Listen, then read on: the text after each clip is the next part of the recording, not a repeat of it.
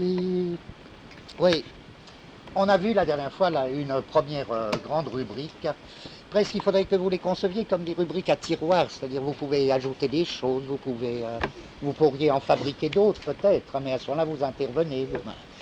La première rubrique qu'on a vue du point de vue de ce parallèle ou de cette assimilation, situation politique axiomatique, c'est un problème politique comme mondial, à savoir les situations de adjonction ou de retrait d'axiome.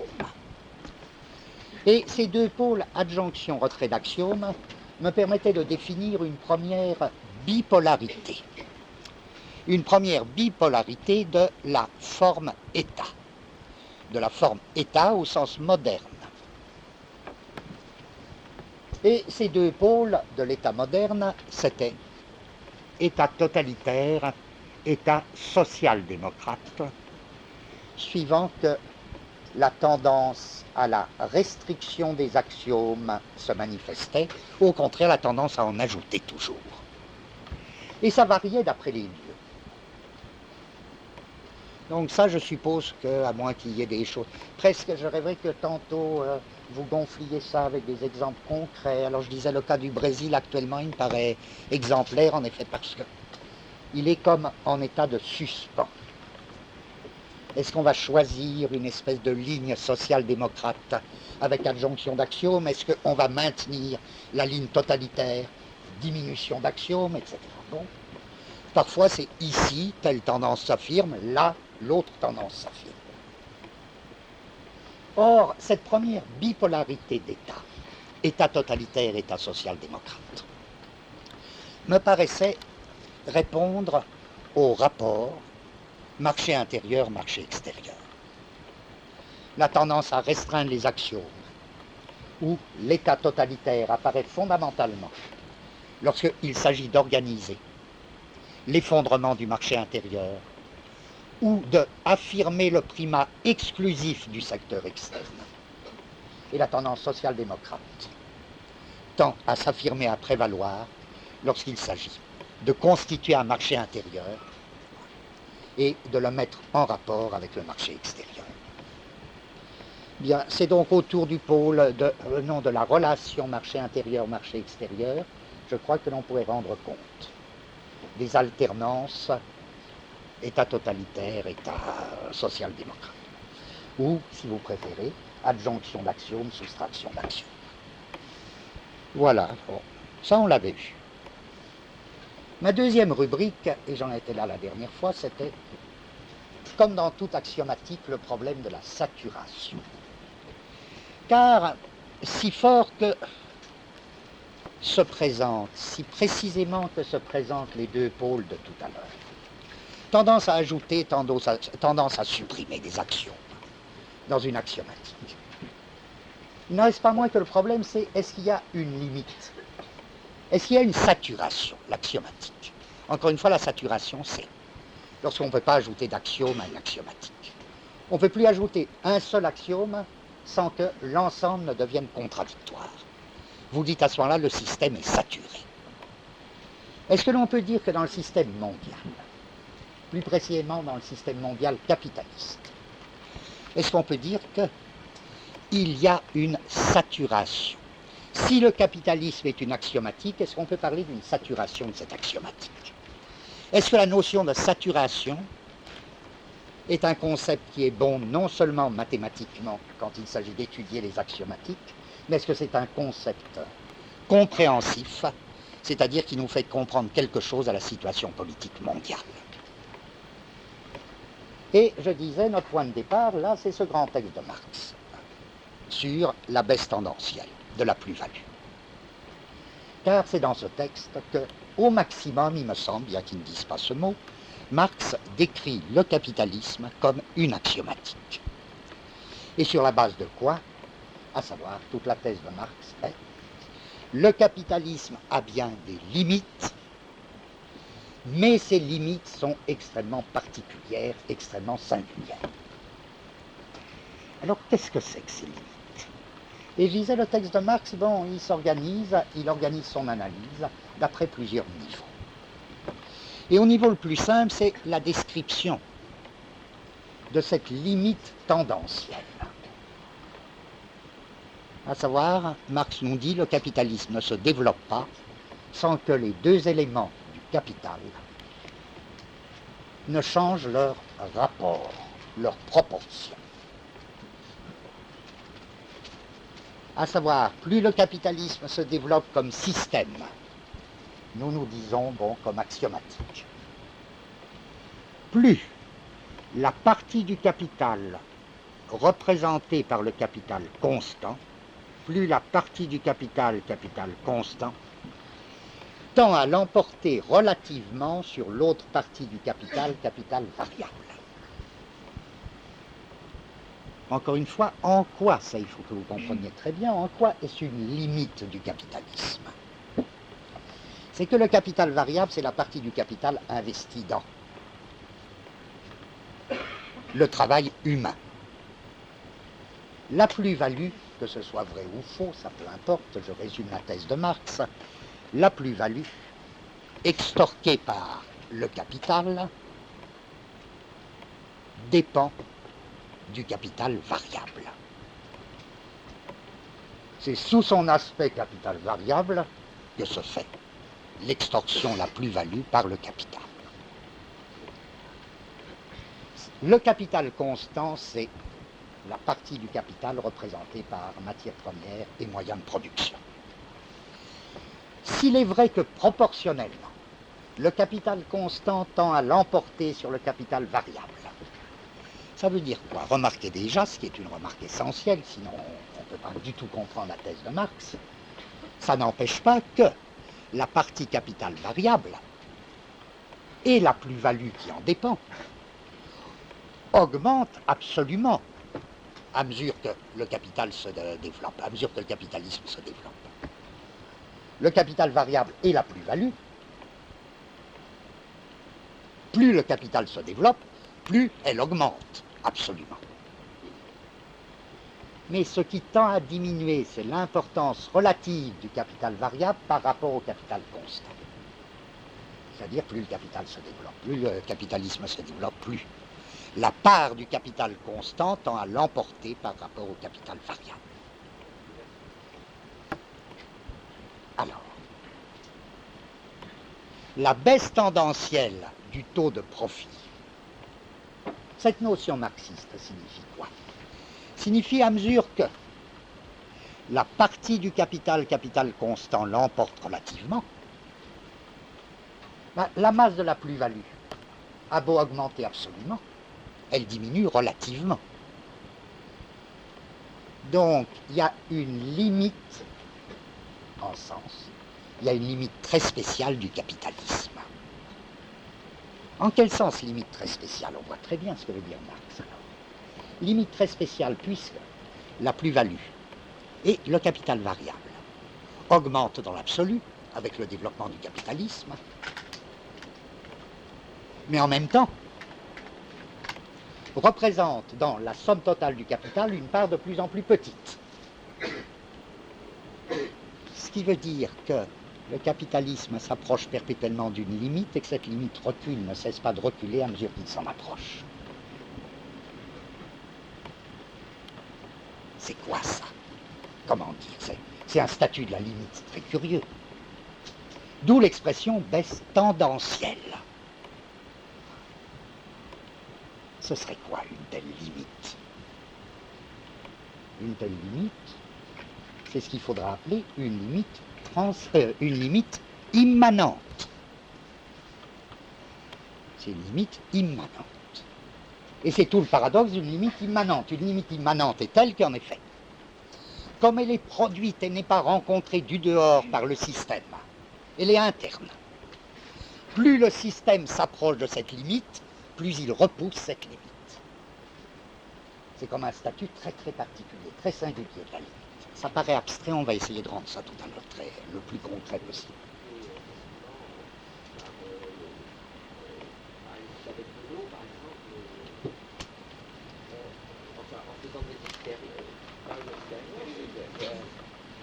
Une structure interne, il y a un moment d'explosion ou un moment de fusion. Ouais, mais à la limite, ça pourrait encore plus simplement s'expliquer par une série arithmétique. Je veux dire 1 plus 1 demi, plus 1 quart, plus 1 huitième, etc., etc., qui a une limite, et en même temps, cette limite est immanente, précisément en sens que plus vous vous approchez de la limite, plus la limite recule. Alors, ce qui m'intéresse, c'est déjà qu'est-ce que c'est que cette notion d'une limite immanente, c'est-à-dire une limite qui n'est pas rencontrée du dehors. Voyez à quel problème ça répond. En effet, tout le capitalisme a le plus fort intérêt à nous persuader que les limites qu'il rencontre sont les limites du monde, que c'est les limites des ressources, par exemple, des ressources naturelles, que c'est des limites extrinsèques. C'est le grand thème toujours de la politique, quel gouvernement ne cesse de dire et de nous dire, mais il n'y a pas d'autre politique possible. En d'autres termes, les limites, elles sont extérieures. Voilà que le soupçon se forme que non, c'est pas ça, la vraie nature de la limite dans le système politique. Que la limite est vraiment engendrée par le système comme limite immanente, c'est-à-dire limite qui s'éloigne, qui recule à mesure qu'on s'en approche. Dès lors, qu'est-ce que c'est cette limite immanente? D'où vient cette espèce de caractère immanent de la limite? C'est là qu'intervient la seconde réponse de Marx, et c'est là que j'en étais la dernière fois quand on a arrêté. C'est que Marx dit, eh bien oui, la limite immanente, elle traduit une espèce de contradiction au cœur même du capital. Vous voyez, l'analyse la change de niveau, je dirais, parce que cette contradiction, il ne s'agit plus simplement d'une relation, d'une proportion entre les deux éléments constitutifs du capital, capital constant, capital variable. Il s'agit de tout à fait autre chose. Il s'agit d'une contradiction au sein du capital en général. Qu'est-ce que c'est que cette contradiction? Dans une très belle page, Marx l'énonce très très simplement, il dit, ben, à la fois, en même temps. En même temps, c'est le capitalisme qui invente l'idée de produire pour produire. La production capitaliste, c'est une production pour produire.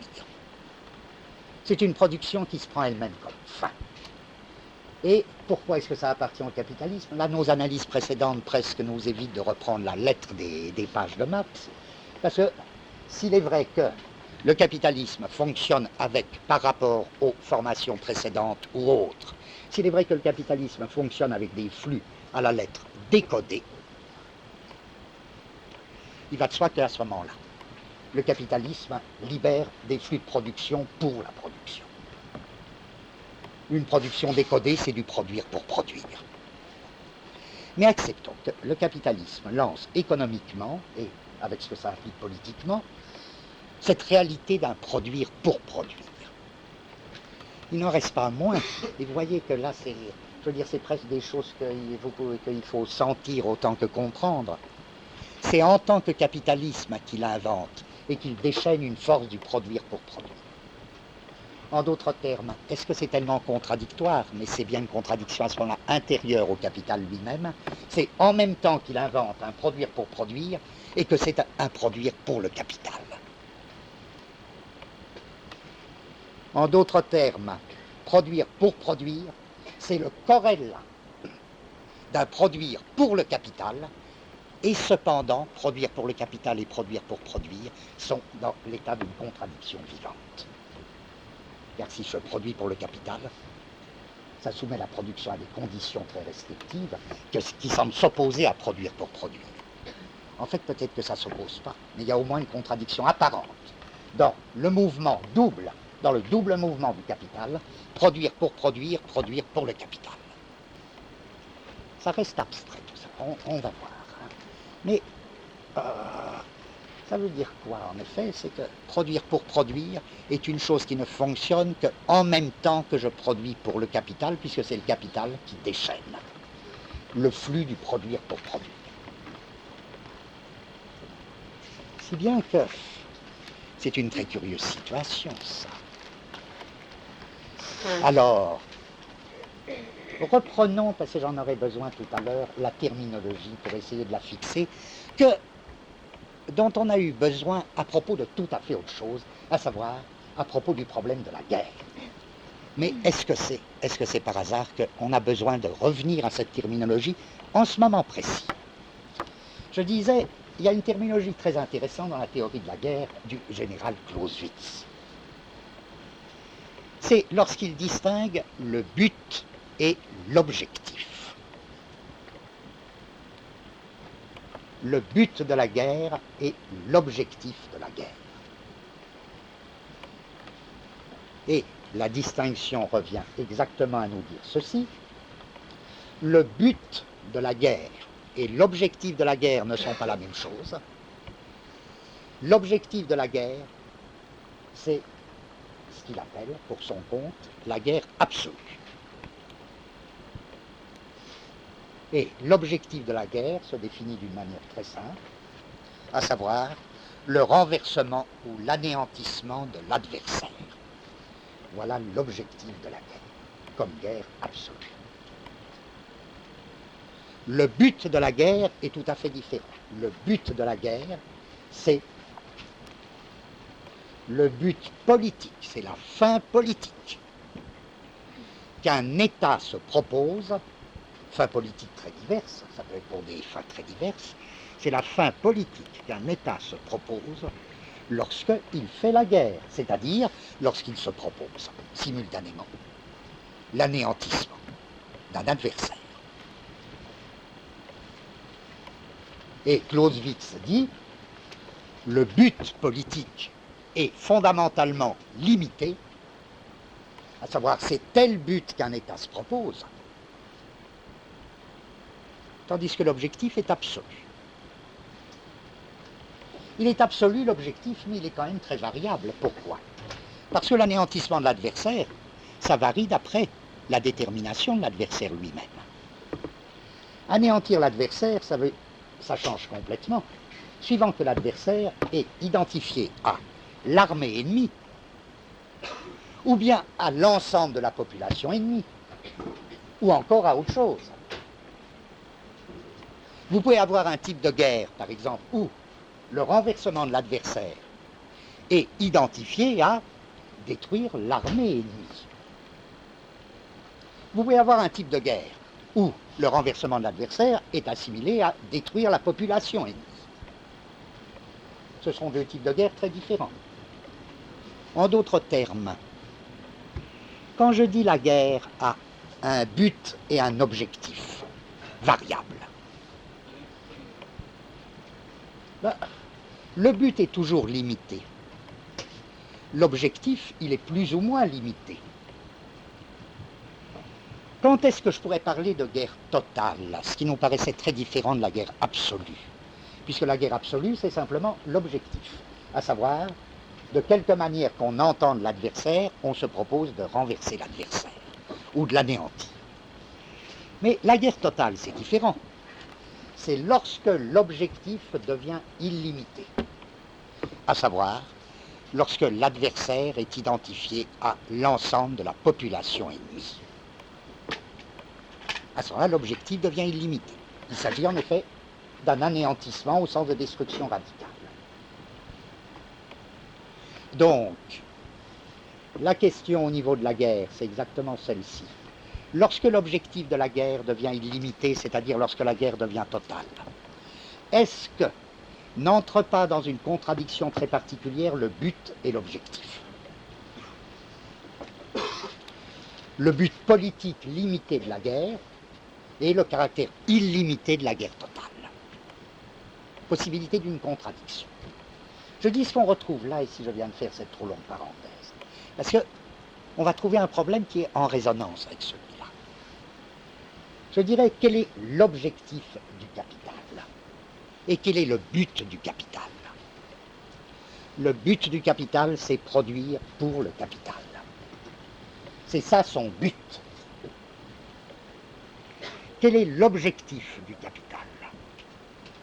L'objectif, lui, est illimité. L'objectif du capital, c'est produire pour produire.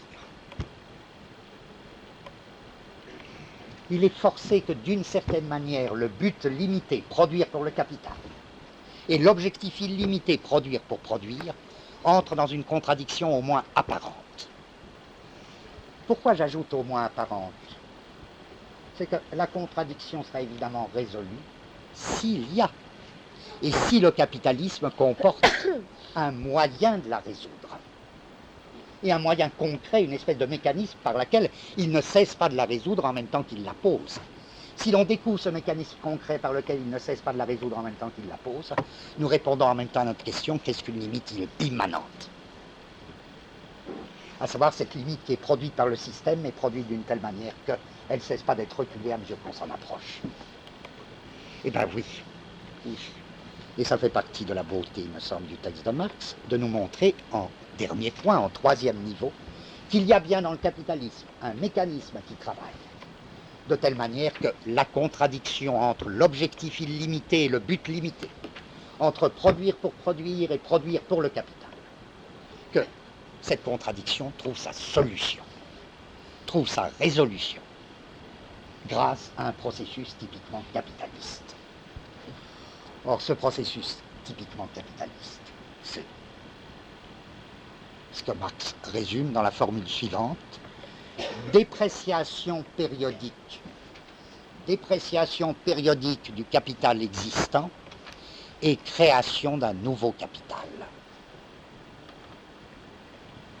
Est-ce que peut-être vous sentez qu'on se rapproche, mais nous essayons de nous rapprocher du concret d'une manière très très progressive, très prudente. On se rapproche déjà du concret. Si on veut comprendre même peu de choses à l'histoire, par exemple, actuelle pétrole nucléaire, vous voyez bien que c'est le cas typique de ce processus périodique du capitalisme, à savoir dépréciation du capital existant, création d'un nouveau capital. Ça répond exactement. C'est pour ça que là aussi la crise du pétrole n'est pas imposée du dehors au capitalisme, mais que c'est vraiment une limite au sens de limite immanente. Dépréciation d'un type de capital qualifié, recréation d'un nouveau capital. C'est absolument nécessaire pour que précisément la limite soit produite comme à la fois ce dont on ne cesse de se rapprocher et ce qui s'éloigne à mesure qu'on s'en rapproche. C'est le processus de la création d'un nouveau capital sur dépréciation périodique du capital existant qui va être, il me semble, un des processus capitalistes les plus fondamentaux.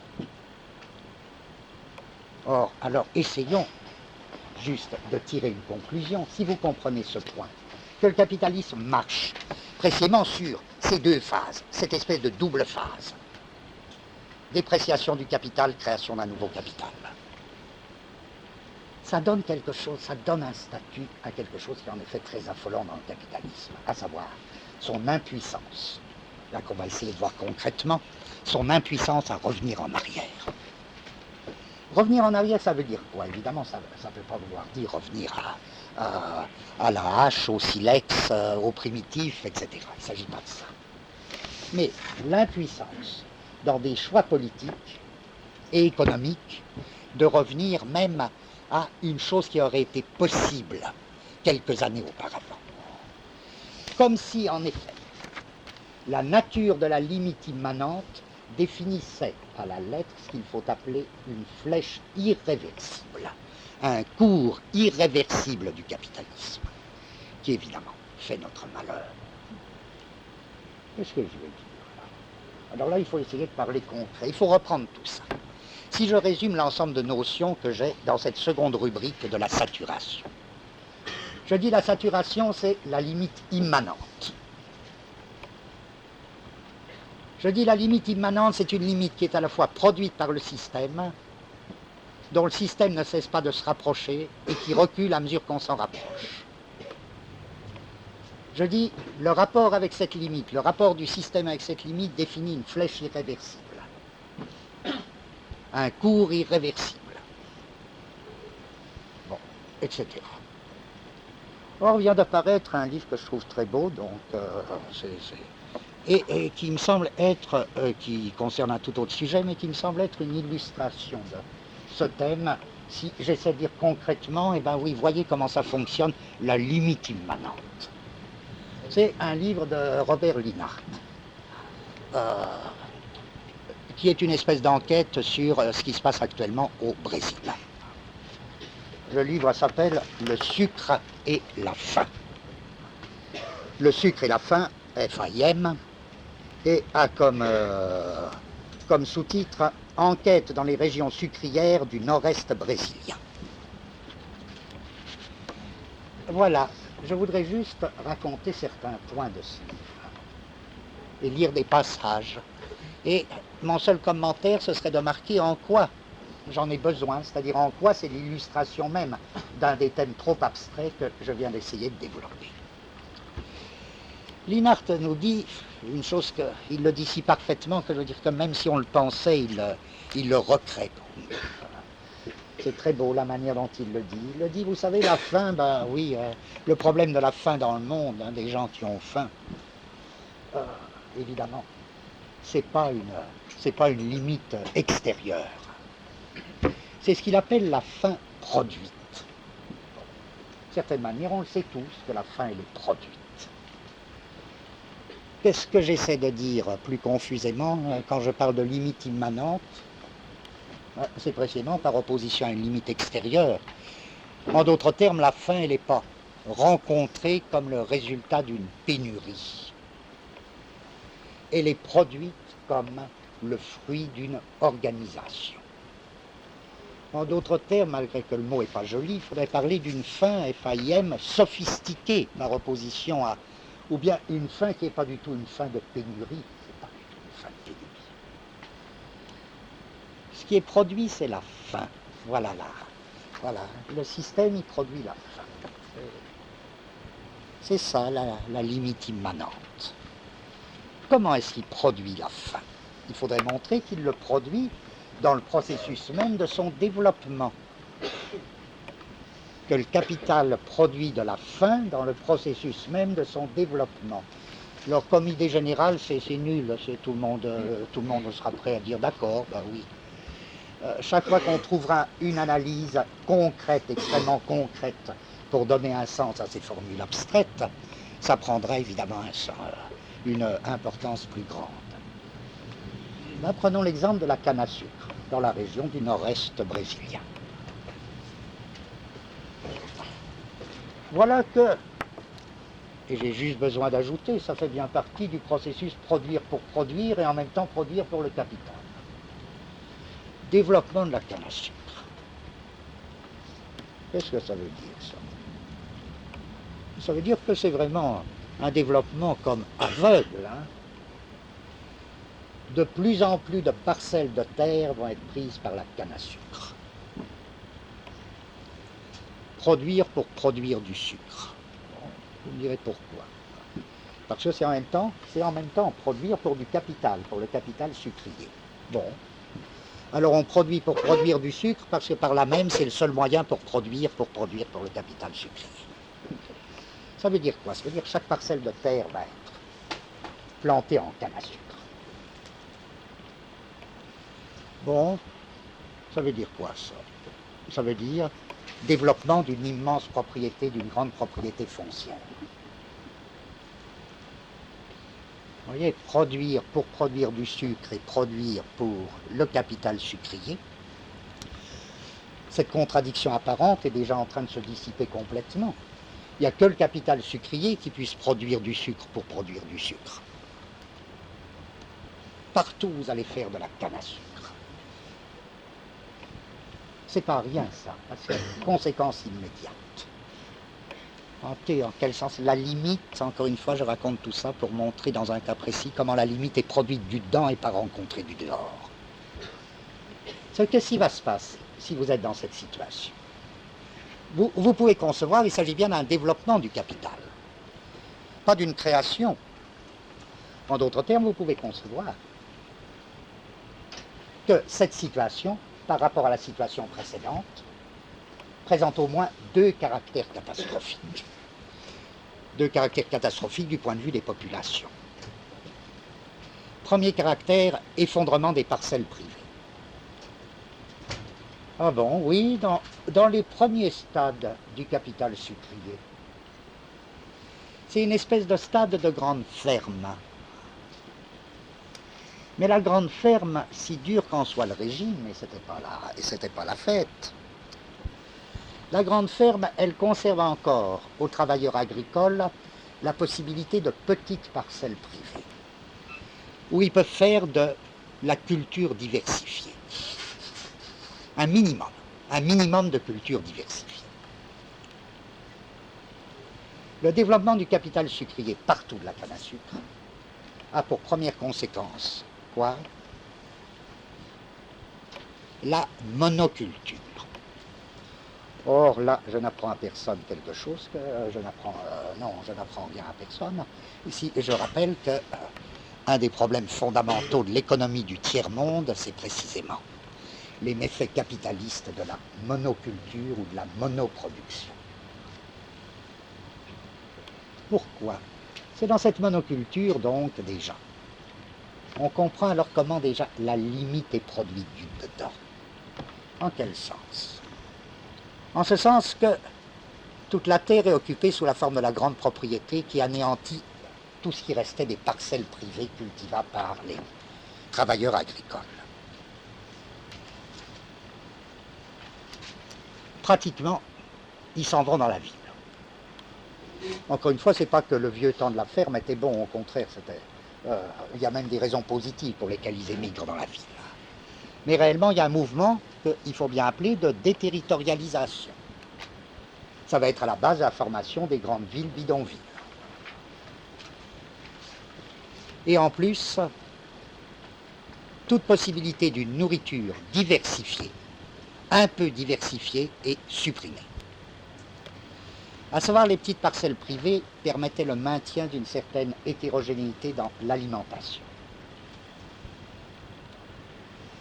La monoculture a une conséquence catastrophique, c'est qu'il n'y a plus du tout possibilité locale d'une nourriture diversifiée. La nourriture homogène du nord-est brésilien devient même pas l'absence de nourriture. En un sens, c'est presque pire. Enfin, pire, on ne sait pas ce qu'est le pire. C'est une espèce de haricot noir. Un féculent du type haricot noir, la nourriture régionale là-bas. Voilà le texte de Linhart qui me paraît très... si vous me suivez, il me semble que là, on saisit sur le vif la Constitution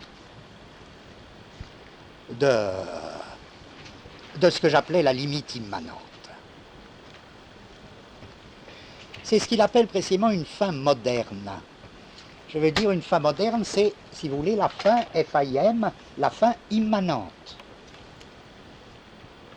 C'est pas une fin primitive ou dite primitive, c'est pas une fin qui serait la rencontre avec une pénurie, c'est une fin produite par le mécanisme du capital moderne. Voilà ce qu'il dit. Je lis lentement, le texte m'apparaît très, très clair. À mesure que je recueillais témoignages et données, la fin m'apparaissait avec une terrible netteté, comme la matière et le produit d'un dispositif compliqué jusqu'au raffinement. La fin n'était pas une simple absence spectaculaire, presque accidentelle, d'aliments disponibles. Ça, ce serait la fin extérieure, ce serait la fin pénurie. Comme on nous la présente quand on veut nous faire croire qu'il suffirait pour l'étancher de mouvements de charité ou de secours d'urgence. La fin du nord-est brésilien était une part essentielle de ce que le pouvoir militaire appelait développement du Brésil. La fin, tout comme la limite, est un élément constituant du développement, la fin est un élément constituant du développement. Ce n'était pas une fin simple, une fin primitive. C'était une fin élaborée, une fin perfectionnée, une fin en plein essor, en un mot, une fin moderne. Je la voyais progresser par vagues, appelées plans économiques, projets de développement, pôles industriels, mesures d'incitation à l'agriculture, à l'investissement, mécanisation et modernisation de l'agriculture. En effet, cette monoculture sucrière implique une agriculture hautement industrialisée.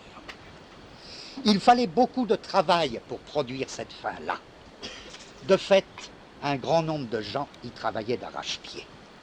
On s'y affairait dans les buildings, les bureaux, les palais et toutes sortes de postes de commandement et de contrôle. Cette fin bourdonnait d'ordres d'achat passés par Telex, de lignes de crédit en dollars, marques, francs, yens, d'opérations fiévreuses. On n'en avait jamais fini d'entrer dans le détail de la production de cette faim. Des commerçants, des banquiers, des armateurs, des chefs d'entreprise, des experts, des hommes d'affaires y avaient leur part, et une armée d'intermédiaires, de courtiers et de négociants, et de bureaux d'études, des instituts de planification et des généraux, des hommes politiques, des policiers. Par ses caractéristiques mêmes, cette faim se confondait avec le développement du mode de production. Monoculture sucrière, monotonie alimentaire, une faim lente, patiente, une faim de grignotage progressant au rythme de l'économie marchande. Et en effet, il cite le témoignage, d'un médecin qui analyse très bien ce type de la faim liée à une monoculture. Et voilà. Le médecin dit, oui, avec la disparition de petites parcelles où on pouvait encore maintenir une culture un peu diversifiée, avec le développement d'une monoculture sucrière très, très industrialisée, maintenant on rencontre la canne jusque dans les villes. Et les paysans ne voient plus d'autre nourriture que le haricot noir, le manioc, exceptionnellement la viande séchée. Pas de poisson, pas de lait, pas de vitamines. La malnutrition pendant la vie embryonnaire et les 18 premiers mois de l'enfance entraîne la déficience mentale définitive. Il manque aux enfants jusqu'à 60% des neurones du cerveau et cette destruction est irrémédiable. Autre conséquence, la taille moyenne des paysans diminue, etc., etc.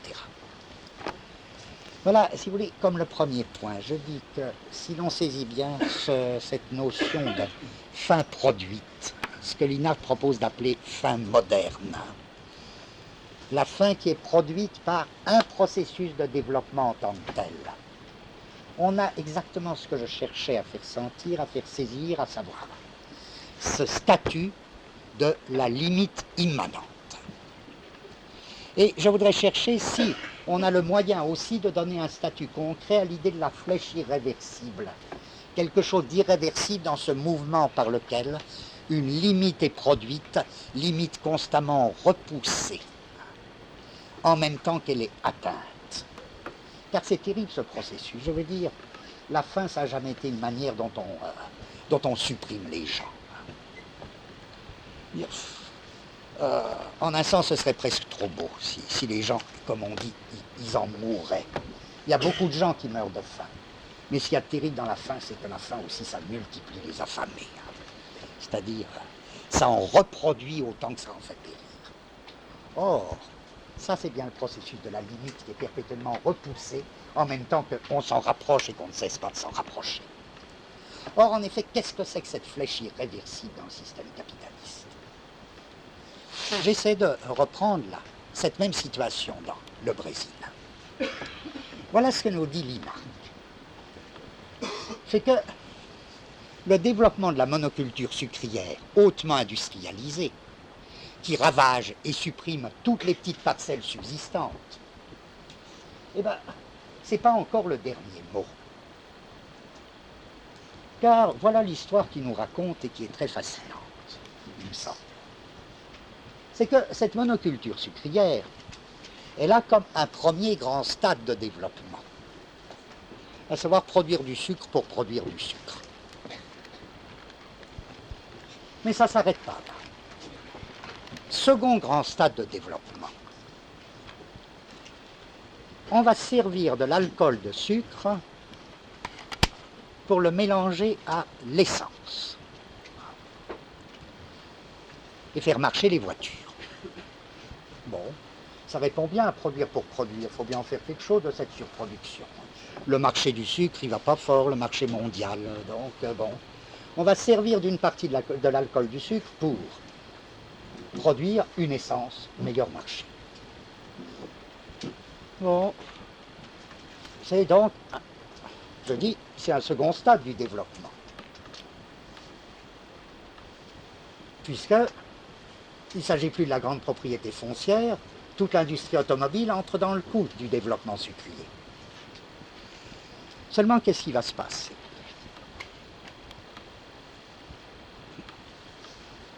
À partir d'une certaine proportion d'alcool de sucre, par rapport à l'essence, là aussi c'est très proportionnel, il faut des moteurs spéciaux. Tant que la proportion est minime, on peut encore le faire en arrangeant les moteurs classiques, les moteurs de voiture classiques. Quand la proportion augmente de l'alcool de sucre par rapport à l'essence, il faut des moteurs spéciaux. Donc, nécessité d'instaurer, de construire des usines qui vont fabriquer ces moteurs. Évidemment, avec des capitaux étrangers. C'est ce qui se fait dans cette région du nord-est brésilien. Ça implique des investissements énormes. Là, je n'ai pas besoin de forcer ni de développer, je suppose que vous comprenez immédiatement, c'est le cas même. C'est un exemple même de ce processus ou de cette flèche irréversible dont je parlais tout à l'heure, à savoir dépréciation du capital existant, recréation d'un nouveau capital. Je dis le capital sucrier subit une dépréciation dont témoigne le cours mondial du sucre, qui en effet est très bas. À la dépréciation du capital sucrier existant répond une recréation d'un nouveau capital, cette fois-ci dans l'industrie automobile, qui va se servir de l'alcool de sucre sous condition de fabriquer un nouveau type de moteur. Résultat, si je prends ces deux stades de la culture sucrière dans un premier stade de développement qui annihile toutes les parcelles qui auraient permis le maintien d'une alimentation encore diversifiée. Deuxième stade, passage à l'industrie automobile qui va fabriquer des types de moteurs. Sentez que, même si je pouvais dire, au premier stade, il suffisait encore d'une révolution, mettons, pardonnez-moi n'importe quel mot, il suffisait encore d'une révolution restreinte pour abattre la monoculture sucrière. Par exemple, reformer des coopératives, réassurer la possibilité d'une alimentation relativement diversifiée, etc. Au second stade, c'est plus possible. Pourquoi? Parce que c'est l'ensemble des investissements industriels qui, eux-mêmes, dépendent de cette monoculture sucrière. Revenir en arrière impliquera à ce moment-là des opérations beaucoup plus difficiles, beaucoup plus complexes, impliquera une révolution d'autant plus radicale, qui à ce moment-là heurte à ce moment-là des intérêts tellement multipliés qu'elle risque d'être liquidée. Donc c'est dire que ça n'allait pas déjà fort avant. Après, ça va encore moins bien. En même temps, c'est le cheminement de cette limite, si vous voulez. Cette espèce de limite très très curieuse, cette espèce de limite vraiment rongeante, qui fait que vous ne cessez pas de vous en approcher, elle recule, et en même temps, elle dessine une flèche absolument irréversible. Irréversible en quel sens, au juste? Bon, il faudra des mesures. Par exemple, c'est évident que pour que le Brésil, n'est-ce pas, se sorte de cette situation, par exemple, démente, qui est la situation du Nord-Est,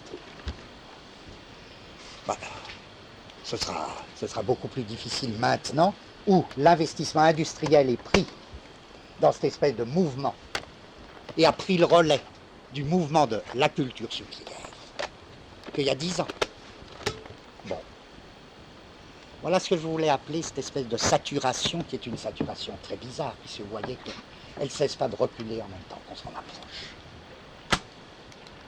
Bien, alors je voudrais presque qu'il y ait la contrebalance que toute cette analyse qui consiste à dire très rapidement en quel sens tout ça est désespéré, soit en même temps une analyse au sens de qu'est-ce qui est possible, qu'est-ce qui peut se passer, Mais si vous voulez, on voit très bien comment les stades du capitalisme là se font sous la forme de ce pas vraiment, une espèce de pas claudiquant. J'appelle pas claudiquant cette espèce de claudication qui répond à dépréciation du capital, recréation d'un nouveau capital. Or, que ce soit évidemment comme à la charnière de ces deux phases, de cette claudication, que les mouvements révolutionnaires s'insèrent. Oui. Non, elle se produit au niveau du marché mondial. Par exemple, la dépréciation du capital sucrier, elle se produit au niveau des cours mondiaux du sucre. Elle se produit au niveau du produire pour produire.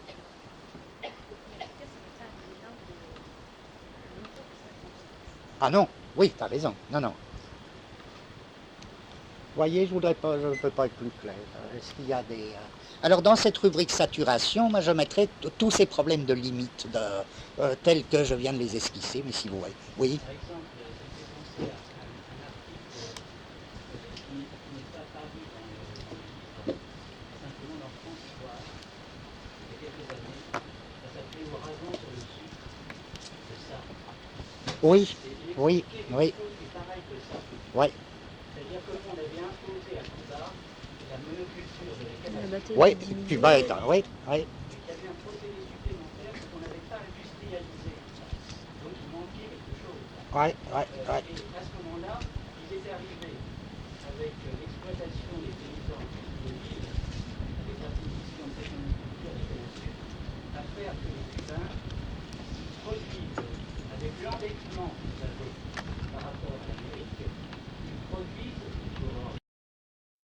Quand à ce problème, comment revenir sur un état donné de monoculture? Alors, je voudrais lire, là, justement, dans ce que vient d'ajouter Comtesse, le court passage de Linhart sur l'histoire des moteurs. Le jour où on a installé les premières pompes séparées pour le carburant tiré de l'alcool de canne, on a condamné les populations du Nord-Est à une nouvelle aggravation de leur sort. C'est ça la limite immanente qui est perpétuellement reconstituée. Tant qu'on se bornait à ajouter une proportion d'alcool de canne, 14%, à l'essence, on n'avait pas besoin de modifier les moteurs. On pouvait rester dans le provisoire, changer de politique. Désormais, il faut des moteurs spéciaux. Volkswagen les produit déjà. D'autres constructeurs suivront. La troisième pompe signifie une reconversion importante de l'industrie automobile et des investissements. Plus question de revenir en arrière. Comprenez-vous ce que ça veut dire? La condition pour que le coût de ce nouveau carburant ne devienne pas prohibitif, c'est que l'on maintienne les salaires des ouvriers de la canne à un niveau de misère. Jusqu'à présent, ces ouvriers agricoles n'avaient en face d'eux qu'une classe de propriétaires fonciers en perte de vitesse économique et politique. Désormais, ils se heurteront aussi aux puissantes multinationales de l'automobile. Et le sucre va encore dévorer de nouvelles étendues de terre, éliminer ce qui reste de culture vivrière. C'est la fin, FAIM, du Nord-Est qui fera tourner les bagnoles dans le pays entier. Voilà, très clair, il n'y a rien à ajouter. Voilà. Rien à ajouter sur tout ça, oui? C'est que c'est pas la première fois que les Brésiliens sont rachetés des moteurs avec des concurrents spéciaux. Pour un début du siècle, le café dans les automobiles. Oui. Oh ben, la monoculture du café serait exactement, oui. Je ne dis pas du tout que ce soit lié ni au sucre ni à des événements récents. Ça a toujours été une question fondamentale. Et encore une fois, s'il y a parmi les problèmes spécifiques du tiers-monde, il y a fondamentalement ce problème de la monoculture et de la mono-industrie. Prenez le cas, on aurait presque pu placer tout cet essai d'analyse, enfin cet essai d'analyse insuffisant que je vous propose, on aurait pu le placer sous le signe là, du petit pays où il s'est passé, du petit pays du tiers-monde où il s'est passé récemment des choses si étranges et qui étaient comme un cas exemplaire, l'ancienne Guyane hollandaise, Suriname, c'est Suriname, ça s'appelle comme ça, Suriname. Vous voyez, ce petit pays, c'est l'ancienne Guyane hollandaise qui est coincée entre l'ancienne Guyane anglaise et l'ancienne Guyane française. Bon, qu'est-ce qui s'est passé là? Eh ben, moi, je voudrais des renseignements plus détaillés. Je m'en tiens à un article quelconque du Monde. Le Monde dit, voilà, dans mon souvenir, il y a quoi? C'est un pays qui a à peu près, mettons, 500 000 habitants. Je me trompe peut-être, mais en gros, 500 000 habitants. Monoproduction, là vous retrouvez ça tout le temps. Monoproduction, bauxite. Bon. Et quel autre caractère? Population, comme dans énormément de pays du tiers-monde, ça nous intéressera, on verra pourquoi tout à l'heure. Population extrêmement mélangée, puisque descendants de Noirs esclaves, mais aussi descendants d'une seconde vague qui sont des Indiens surtout, qui ont été amenés avec la suppression de l'esclavage, les Hollandais, là, les Pays-Bas, ont amené beaucoup de main-d'œuvre indienne. Bon, donc une population à fort métissage. Gros flux d'émigration. Il y en a à peu près la moitié qui se tire aux Pays-Bas. Énorme bureaucratie. Mais bizarrement, la bureaucratie, elle est fournie par la Guyane anciennement anglaise, par le pays voisin. Bureaucratie, car on verra ça, qu'il y a des problèmes de bureaucratie spécifiques dans les pays du tiers-monde, évidemment. Donc, il y a tout là pour qu'on puisse se repérer. Monoproduction capitaliste, bauxite. C'est-à-dire vraiment à la fois produire pour produire et produire pour le capital. Flux d'émigration. La moitié de la population qui se tire aux Pays-Bas. Constitution d'une bureaucratie typique du tiers-monde, fournie par le pays voisin. Curieux, penser tous ces mouvements à la fois. Bon, alors là aussi, c'est perpétuellement la production de la limite.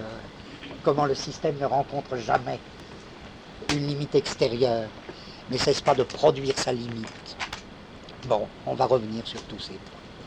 Est-ce que donc cette seconde rubrique, saturation, est-ce que vous voyez des choses à ajouter ou est-ce que c'est suffisamment clair? Oui.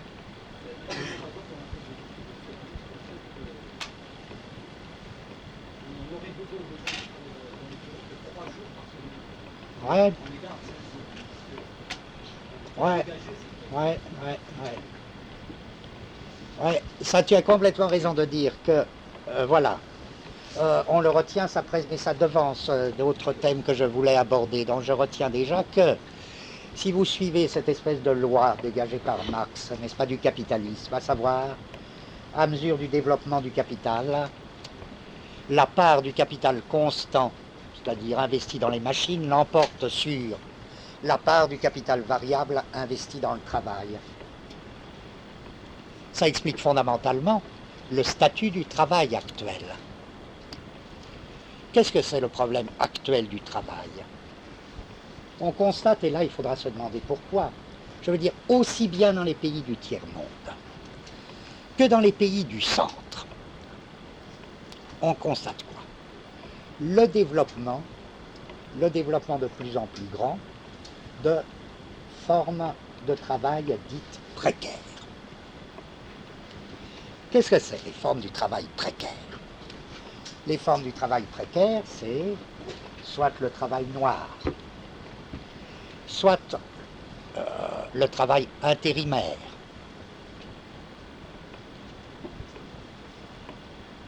soit à la limite l'augmentation du chômage, qui signifie la part prépondérante du travail précaire. C'est la multiplication des statuts du travailleur. Le travailleur intérimaire, le travailleur précaire, tout ça.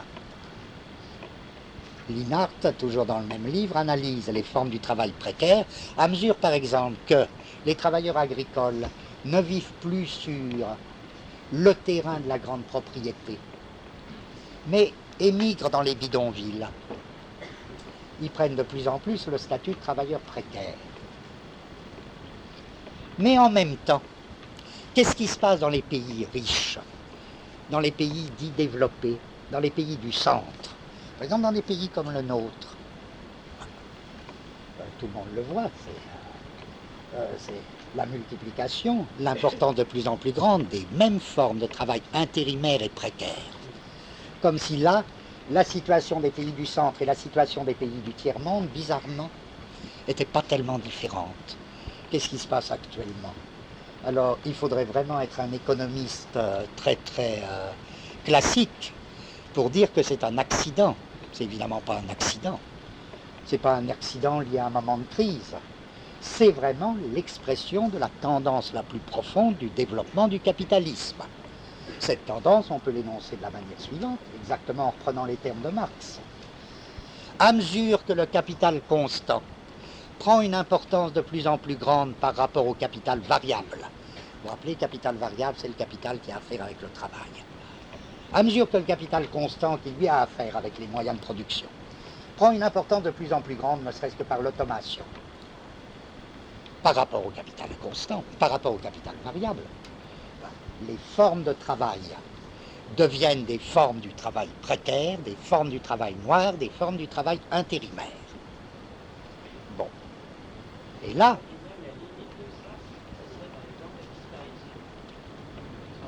oh oui, oui, ouais. Un jour après que Stoléru ait paradé à la Sorbonne, le lendemain, le lundi, à Antenne 2, il déclare avec un cynisme inouï, il déclare ceci: si les travailleurs, quand les travailleurs nous coûteront trop cher, nous les remplacerons par des robots industriels. Oui. Or, ça, je dis, qu'est-ce qui vous concerne, par exemple, en particulier dans cette situation? Vous le savez bien, c'est-à-dire, ça a été déjà dit 1000 fois, mais justement, ce que j'essaie, c'est de regrouper le maximum de notions qui seraient un peu fonctionnelles. C'est que, qu'est-ce qui concerne les étudiants en tant qu'étudiants là-dedans? C'est que les étudiants, à mesure que se développent les formes du travail noir, intérimaire ou du travail dit précaire, en tous les sens du mot précaire, les étudiants sont fondamentalement pris et sont presque à la pointe de cette catégorie de travail précaire. Alors, pour le tiers-monde, ça a été souvent analysé, notamment par Samir Amin. Et dans les pays du centre, à ma connaissance, et là c'est le moment ou jamais de leur faire un hommage de plus, c'est pas par hasard que dans les pays du centre, les premiers à avoir saisi ce caractère essentiel, pas accidentel, les premiers à nous avoir dit, mais vous savez, le développement du travail intérimaire, précaire, etc. C'est pas un accident dans le capitalisme moderne, c'est vraiment sa tendance fondamentale. C'est pas la crise, c'est pas le pétrole, ça lui appartient, mais fondamentalement, pour les raisons les plus simples, les plus faciles à expliquer, c'est l'Italie. C'est l'Italie, parce que très bizarrement, l'Italie, c'est une espèce de pays prodigieux, où les formes du travail précaire. Alors là, on voit, je prépare un thème à venir pour nous plus tard, que les choses, elles sont jamais. Il y a beau y avoir des flèches irréversibles, c'est pas du tout une raison de désespérer, parce que la forme de travail précaire, elle a une force, elle a des potentialités révolutionnaires très très grandes. L'espèce de double secteur italien, où vraiment l'existence d'un double secteur s'est affirmée très vite. Une espèce de secteur noir, de secteur intérimaire, de secteur précaire, qui finalement est devenu comme une espèce de condition même sans laquelle l'économie italienne ne marcherait pas. Tout ça, ça a été analysé, il me semble, très très profondément par tout le courant autonome en Italie. Je veux dire, c'est un des apports principaux dans la théorie ou dans la théorie pratique du travail actuel, l'apport des analyses de Tony Negri. Ou bien en Allemagne, vous trouverez ça surtout chez Negri en Italie. Vous trouverez ça en Allemagne chez un bon auteur qui s'appelle Roth, R-O-T-H, qui a fait un livre récent chez Bourgois, L'autre mouvement ouvrier. En France, vous avez plusieurs types qui travaillent beaucoup sur ces formes du travail précaire qui sont développées en France depuis quelques années très puissamment.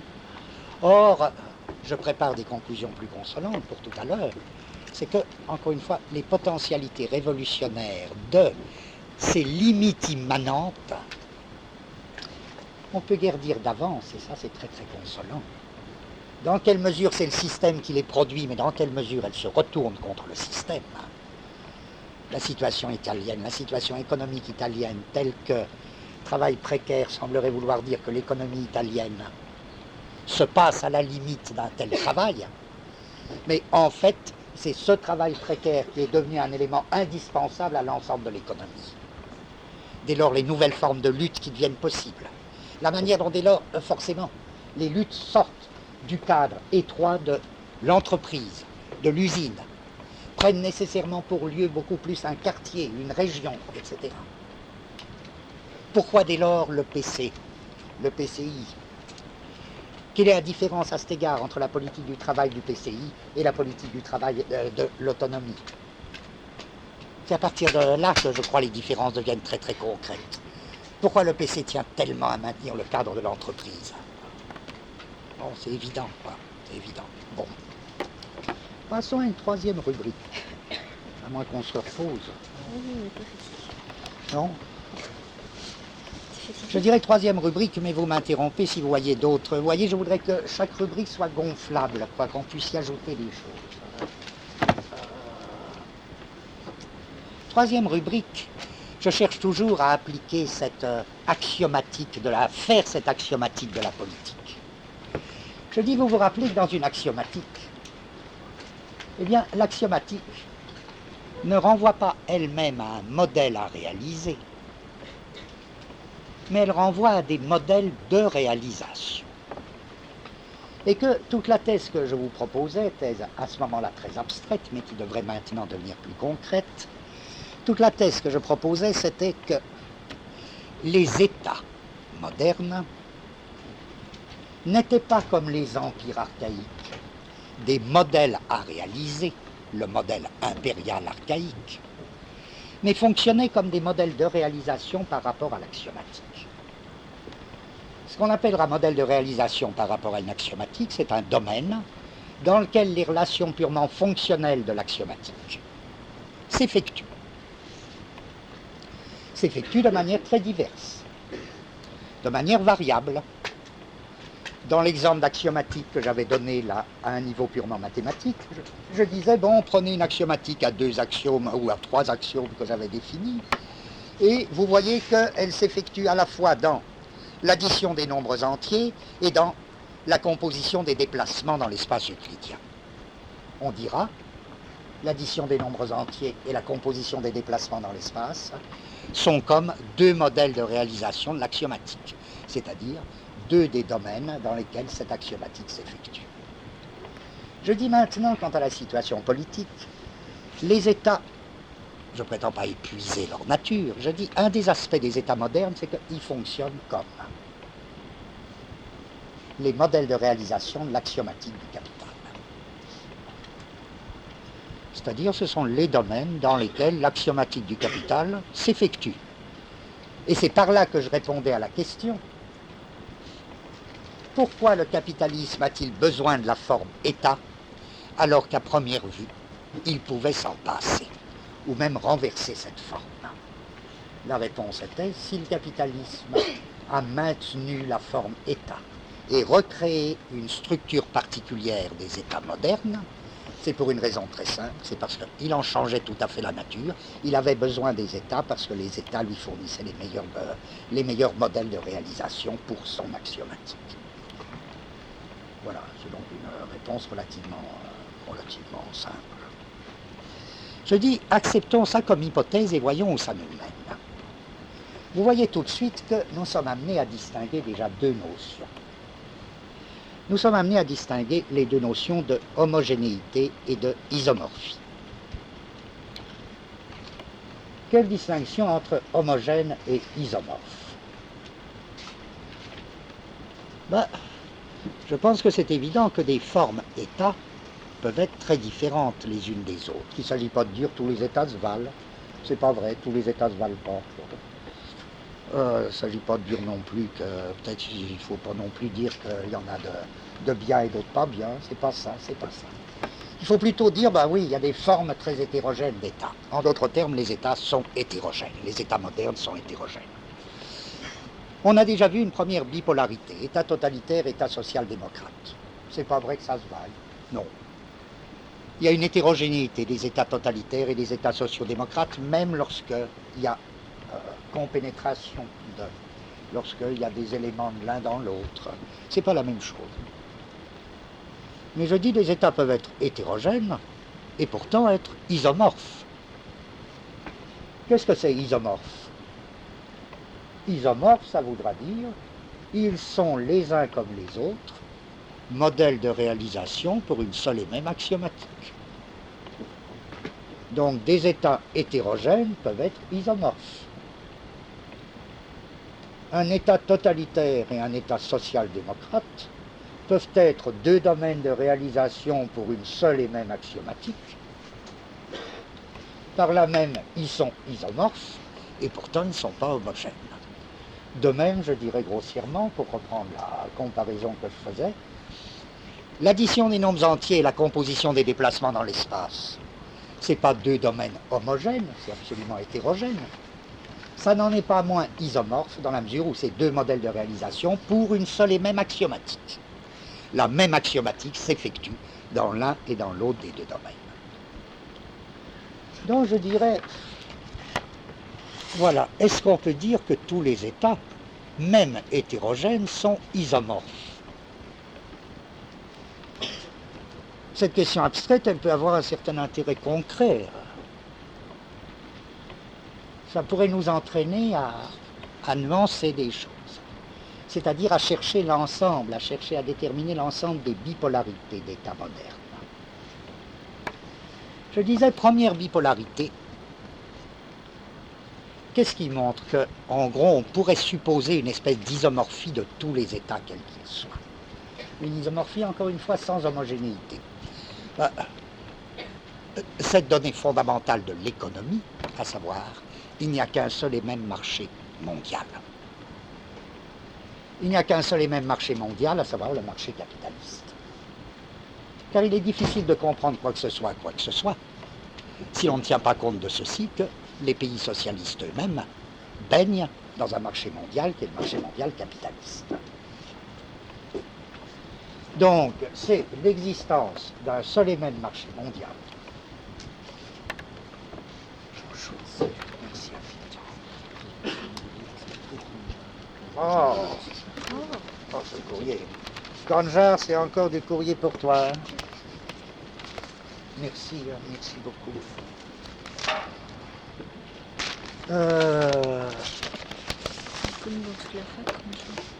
Alors, oui.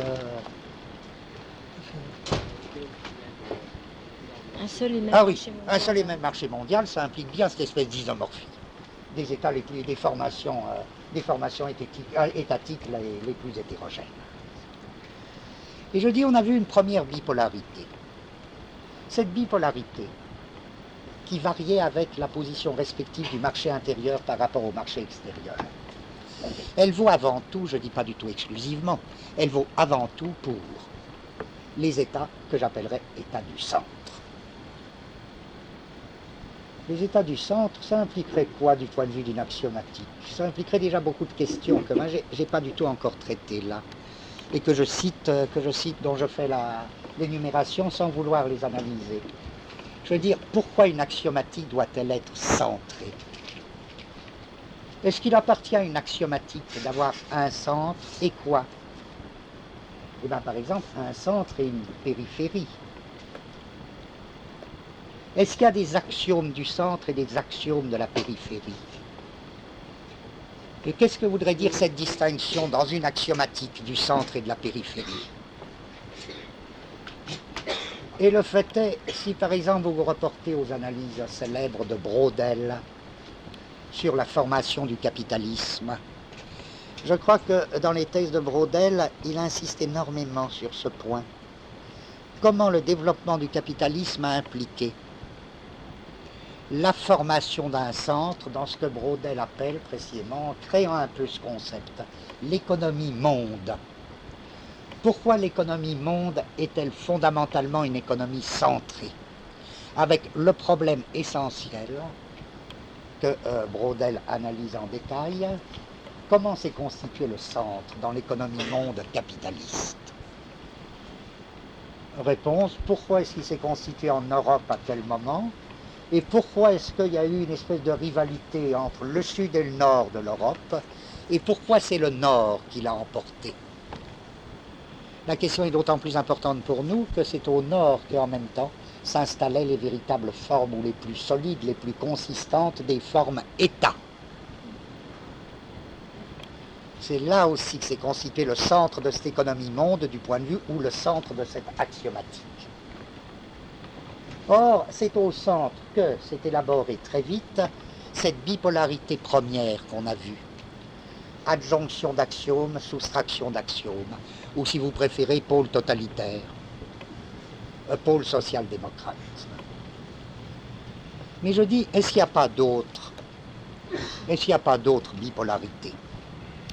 Ma première remarque,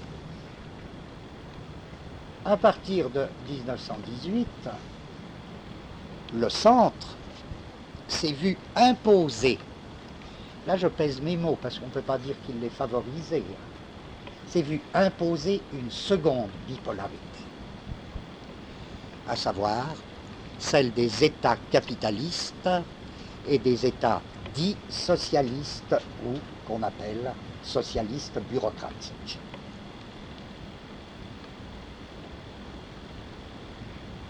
Je recommence ma série de questions, ma présentation de questions. Est-ce qu'on peut dire que les États socialistes ou dits socialistes bureaucratiques et les États capitalistes sont homogènes?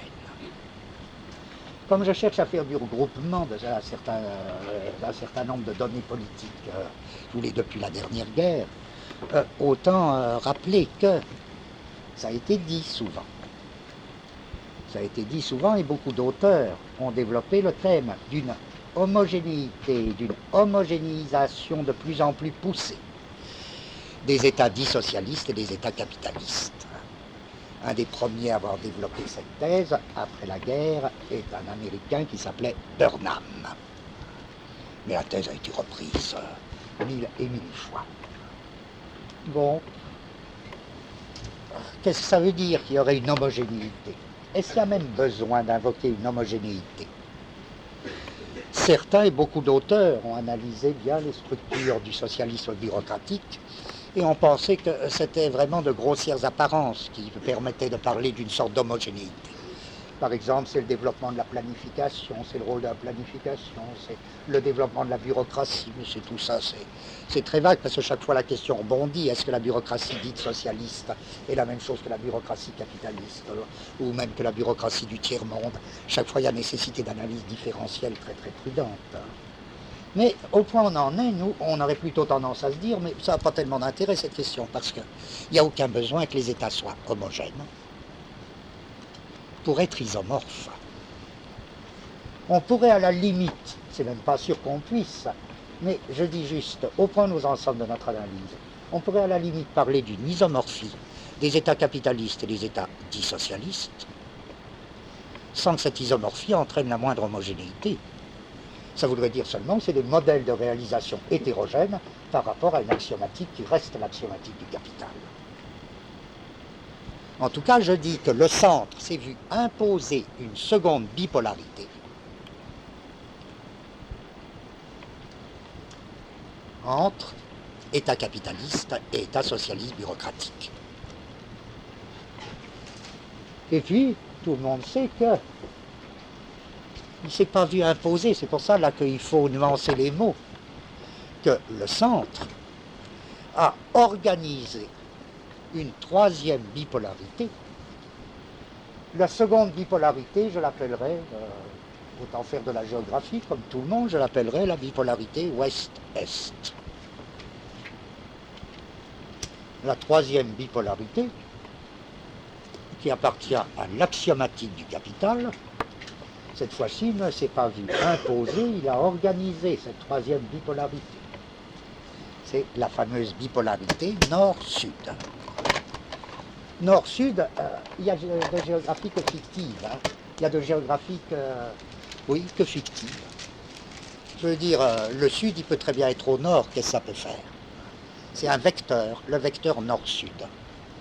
C'est un peu comme la limite qui est toujours repoussée, vous pouvez très bien trouver le sud au nord. Pourquoi pas? Aucune importance, puisque ça désigne un vecteur économico-politique. Et cette fois-ci, cette troisième bipolarité, c'est la bipolarité entre État du centre, État de la périphérie, ou, ce qu'on nomme plus simplement, tiers-monde. Bon, le vecteur sud, c'est le tiers-monde. Or, on a toujours un sud. Dire la France, elle a son sud, qui est en train de se préparer ou qui commence à s'exprimer fort, la Corse, la Bretagne, Bretagne, c'est du sud de la France. Ça. Bon, en tant que vecteur, c'est le sud. Hein.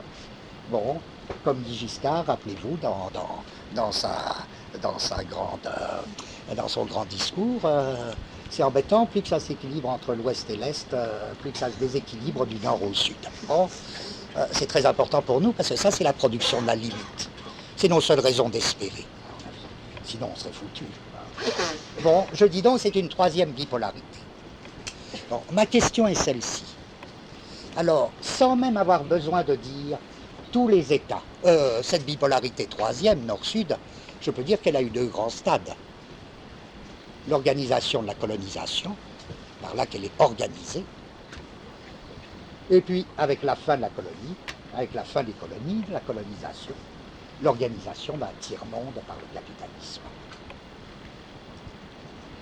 Bien, les États du tiers-monde. Ma question c'est donc,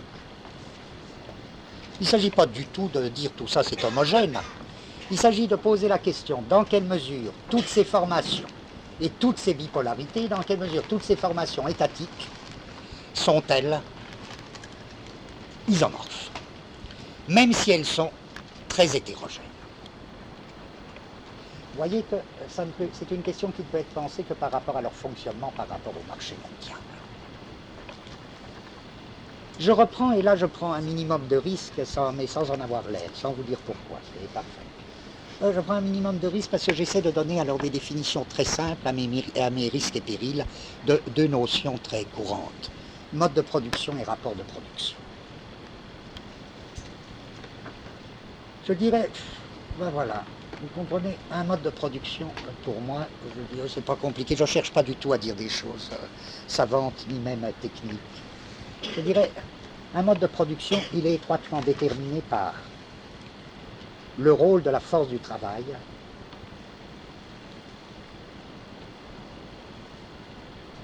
dans le système de la production. Ce qui définit un mode de production, c'est le style, j'emploie un mot très vague exprès, le style, l'allure de la force, le statut de la force de travail dans un système de production. Ça, j'appellerais ça, par convention, j'appellerais ça le mode de production. J'appellerais rapport de production, cette fois-ci, le statut et la nature des titres de richesse dans le système de production.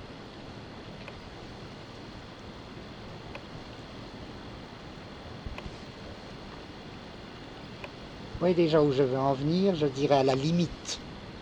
Encore une fois, je ne crois pas que ce soit profond, ce que je ne dis pas du tout profond, hein, mais ce n'est pas orthodoxe. Donc je précise, là je me réclame de personne, je prétends juste donner un point de repère pour moi, hein, c'est commode pour moi. Je dirais à la limite, pour recouper des choses qu'on vient de voir, je dirais le mode de production, il est toujours du côté de l'état du capital variable dans le système. Ce qui vous permet de définir un mode de production, c'est finalement l'état du capital variable. Ce qui vous permet de définir le rapport de production correspondant, c'est l'état du capital constant. Pas que toutes ces notions se confondent, mais elles sont liées. Bien, là-dessus, avec autant de légèreté que possible, je me dis, bon, les pays dits capitalistes, c'est quoi? Les États dits capitalistes. C'est des États où le mode de production est capitaliste et le rapport de production est capitaliste. Ça veut dire quoi?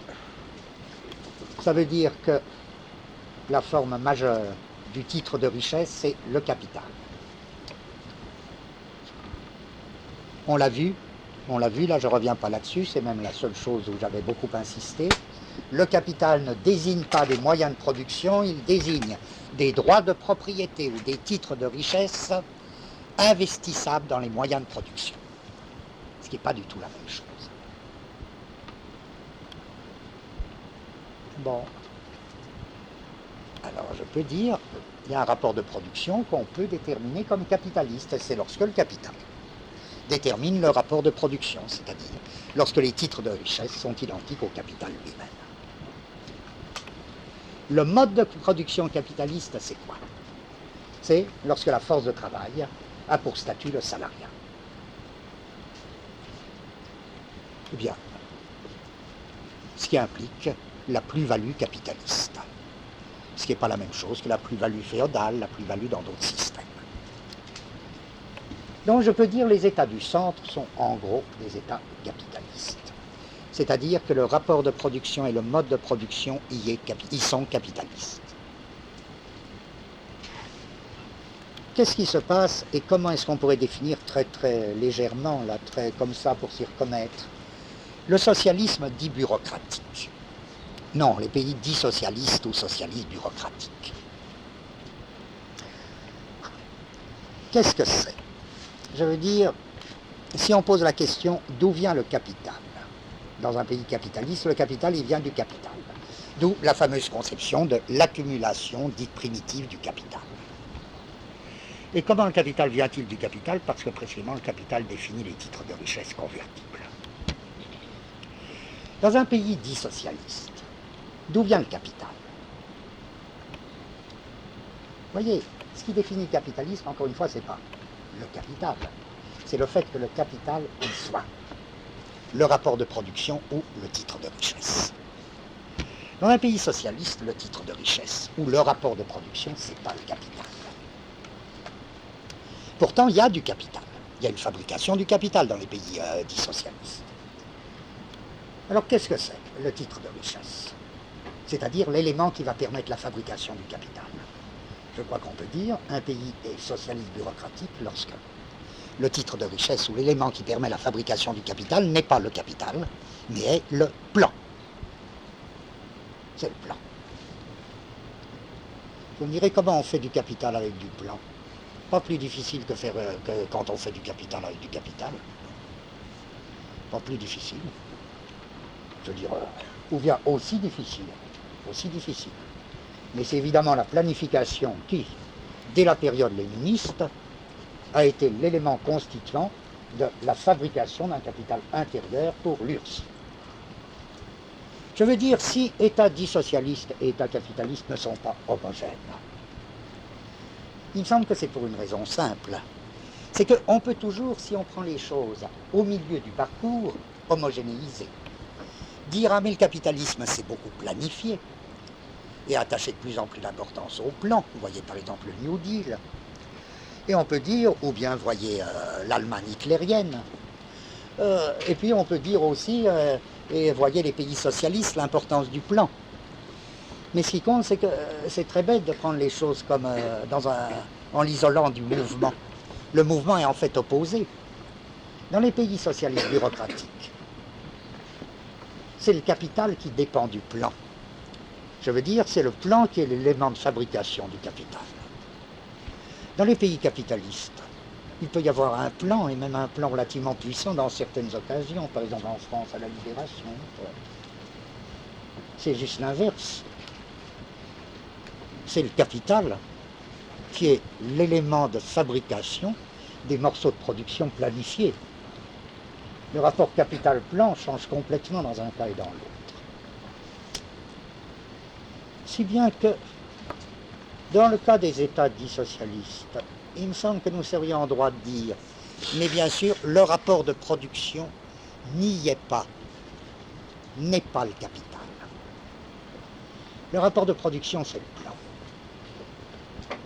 C'est le plan qui détermine le rapport de production, et ce n'est pas un rapport de production capitaliste. Encore une fois, ça ne veut pas dire qu'il vaille mieux, c'est autre chose. Tandis que dans le capitalisme, qu'il y ait plan ou pas, dans le rapport de production, c'est bien le capital. Et ça n'empêche pas les États socialistes bureaucratiques d'être isomorphes par rapport à l'axiomatique du capital. C'est-à-dire, c'est des domaines de réalisation. Qu'est-ce que je pourrais dire alors, pour en finir avec ces... comprenez, c'est une espèce de... Vous laissez tomber si ça ne vous intéresse pas. Pour moi, c'est une espèce d'esquisse purement terminologique. Qu'est-ce que je pourrais dire des États du tiers-monde? Là, il y a guère de problème. Je veux dire, il y a un petit nombre d'États du tiers-monde dont on peut assigner qu'ils sont en affinité avec des États socialistes bureaucratiques, et parfois même comme, je sais pas, avec des espoirs, avec certains espoirs que l'URSS ne nous laisse plus avoir. Je pense par exemple au Mozambique. Bien. Mais la majorité des États du tiers-monde sont plutôt du côté des États capitalistes. En quel sens? En sens que le rapport de production y est le capital. Le rapport de production y est d'autant plus le capital que ces États du tiers-monde privilégient, suivant la formule totalitaire, le secteur externe. C'est-à-dire accordent une priorité absolue au secteur externe. Cas exemplaire, la monoculture sucrière. Mais je dirais ce qui fait la spécificité, ce qui fait l'hétérogénéité des États du tiers-monde, c'est que même dans ce cas où le rapport de production est le capital, le mode de production, il n'est pas forcément capitaliste. Pas du tout. Qu'est-ce qu'il peut être? Il peut être encore, mais je mets encore entre guillemets, il peut être encore même à peu près, à peu de choses près, esclavagiste. Ou bien il peut être encore à peu de choses près féodal. Pourquoi je mets encore entre guillemets? Parce qu'il y aurait un contresens que, il me semble, certains auteurs marxistes ont fait à cet égard. Un contresens à éviter encore. Le contresens, c'est dire, ah ben oui, c'est des restes, c'est des survivances. Oui, le côté esclavagiste, par exemple, de la grande plantation. Ou bien le côté féodal de certaines formes d'agriculture du tiers-monde, ou de certains modes de production du tiers-monde. C'est des survivances. C'est ce que les marxistes appellent des formes transitionnelles. Le cas le plus parfait de la forme dite transitionnelle, c'était la culture du coton en régime esclavagiste dans les États d'Amérique esclavagistes, avant la guerre de sécession. Ce qui m'intéresse, c'est qu'au point où on en est, je dirais, c'est pas du tout transitionnel. Pourquoi? Je reprends une remarque qui me paraît à la base de toutes les recherches de Samir Amin. Samir Amin étant un économiste marxiste et qui me semble, ou qui semble à beaucoup de gens, être les plus importants dans l'étude, dans l'état actuel de l'étude des économies du tiers-monde. Samir, plus loin, Amin, A-M-I-N. Un de ses livres particulièrement bon, je crois, et s'appelle « Le développement inégal ».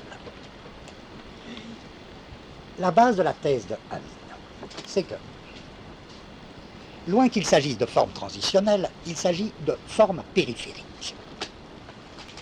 Qu'est-ce que ça veut dire? De formes périphériques parfaitement actuelles. Ce n'est pas des survivances. En effet, formes périphériques actuelles, cette idée repose sur quoi? Elle repose sur ce constat, sur cette constatation de base, à savoir, mais l'économie du tiers-monde est une économie parfaitement moderne.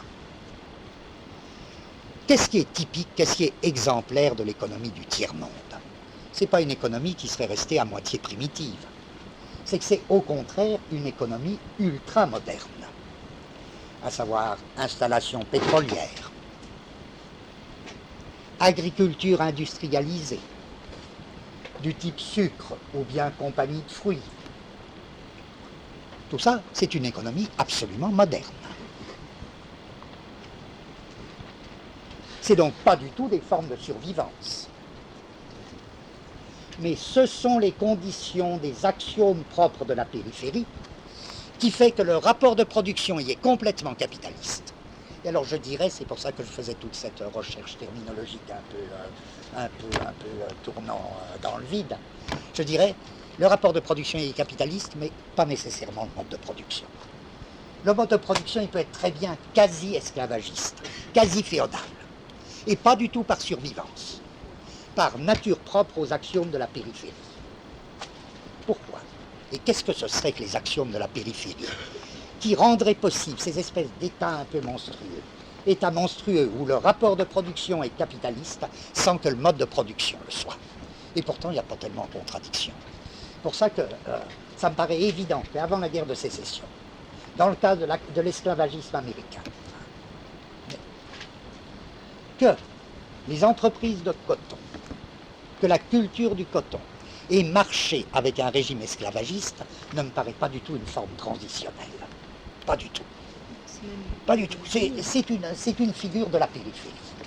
Ce qui s'est passé avec la guerre de sécession, c'est pas du tout l'élimination d'une survivance, c'est que les USA entiers se sont constitués comme État du centre, comme État de l'Ouest, alors qu'une partie de ces États était encore sous la formule périphérie avant.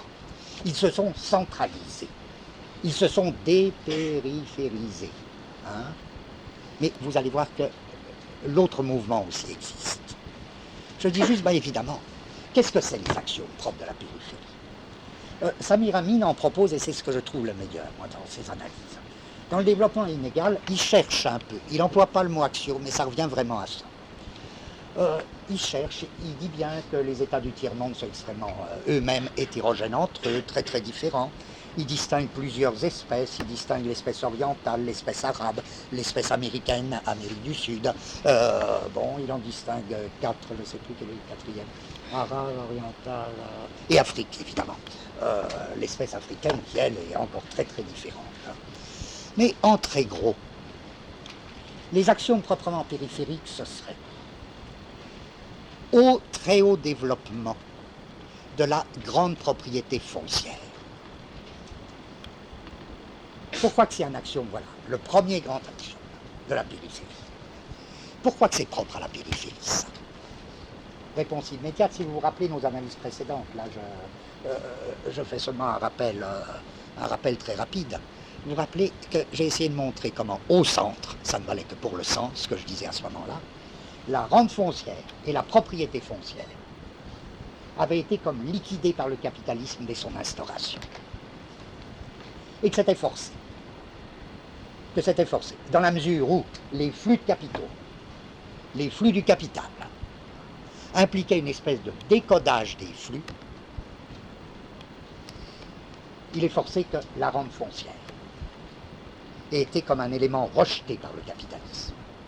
Il était rejeté par les États du centre sous deux formes, sous la forme anglaise ou sous la forme française, au début du capitalisme.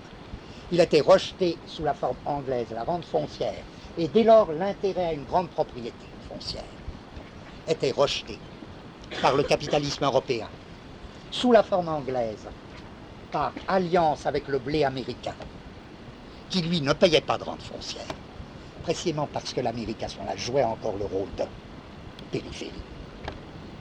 Ou bien sous la forme française par la petite propriété paysanne. Dans les deux cas, le capitalisme rompait avec la structure foncière. Et en effet, le rapport de production capitalisme ne pouvait se dégager au centre de grande propriété foncière. Soit sous forme de propriété d'une compagnie extérieure, la compagnie des fruits par exemple, soit même propriété foncière d'origine locale, immense propriété foncière. Le capitalisme périphérique a besoin, du moins le capitalisme appliqué à la périphérie, a besoin d'un développement de la propriété foncière en tant que telle, alors qu'au centre, il passait par une tendance à l'élimination de la rente foncière. Ça, c'est le premier point qui me paraît très important, et on ne peut pas dire, et encore une fois, à mon avis, ce serait un contresens que dire. La grande propriété foncière dans les pays du tiers-monde, c'est lié à une simple survivance. C'est si peu lié à une simple survivance que la donnée actuelle de l'économie, ou une des données actuelles de l'économie du tiers-monde, à savoir l'existence de monocultures hautement industrialisées, passe nécessairement par cette propriété foncière immense, par l'existence de l'immensité de la propriété foncière. Puisqu'on l'a vu pour le sucre, là, puisque ça va jusqu'à l'élimination de toutes les petites parcelles paysannes. Deuxième caractère, alors ça je dirais, c'est la première action propre aux États de la périphérie, aux États du tiers-monde. Deuxième axiome, une forme de commerce, et là je crois bien que ça revient, le mérite en revient aux marxistes chinois, pas les actuels, les anciens, vous savez, qui ont fait une catégorie ou qui ont proposé l'existence d'une catégorie économique particulière qu'ils appelaient, en empruntant le mot, je crois bien, je suppose, à l'espagnol, le commerce comprador. Commerce comprador, c'est quoi? C'est une catégorie, là aussi je suis très rapide, il y a eu beaucoup de littérature des maoïstes sur le commerce comprador comme essai pour saisir quelque chose de propre au tiers-monde. Et c'est une catégorie qui me paraît très très intéressante.